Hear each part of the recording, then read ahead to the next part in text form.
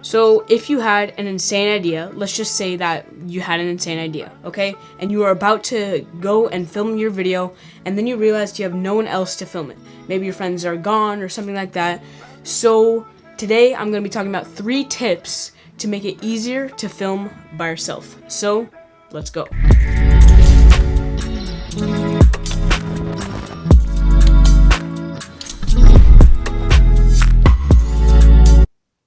What's going on, everyone? Welcome back to Air Vlogs. If you don't know me, my name is Caleb and I'm a young filmmaker and photographer. So if you're new here, maybe consider subscribing. But anyways, let's just jump right into these tips. So the first tip is pretty simple. It's pretty basic, but it's using post-production movement. Basically, in your editing software, you can add a movement to your videos, whether that's with keyframing or with a Ken Burns or whatever it's called. Basically, you can add a subtle movement, and that'll make it look like someone's actually filming and actually moving the camera, whether that's from side to side or punching in and out. But you're gonna have to shoot a little bit wider because you're gonna be cropping in to your sensor to get that movement. So make sure you are shooting wide so that you have enough space to be able to move around in your post-production editing software.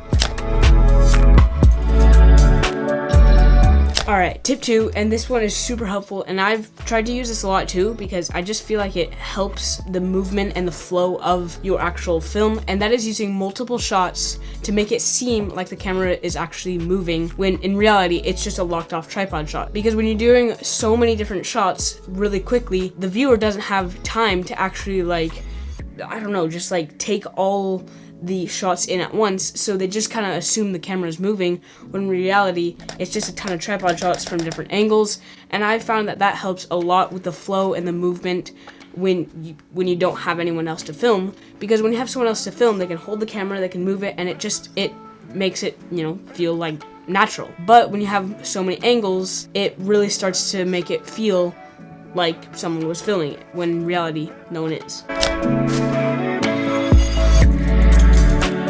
Tip 3, and I was going to keep all these free, and you don't really have to do this, but that is using gimbals and sliders if possible, or even jibs, I guess, if you have one. But gimbals and sliders can tend to be really expensive, so you could do a DIY slider. Anyways, what I'm saying is gimbals and sliders make movement, and so you can use tracking on a gimbal or something like that and make it track you, and that will, I guess, make it look like there's movement, because there is, and that's natural movement, just using robots to make the movement. So you could use those, and I would definitely recommend it. But if you don't want to spend that money, I'm probably going to do a DIY slider video, probably. So if you want to see that, make sure you guys leave a like on today's video.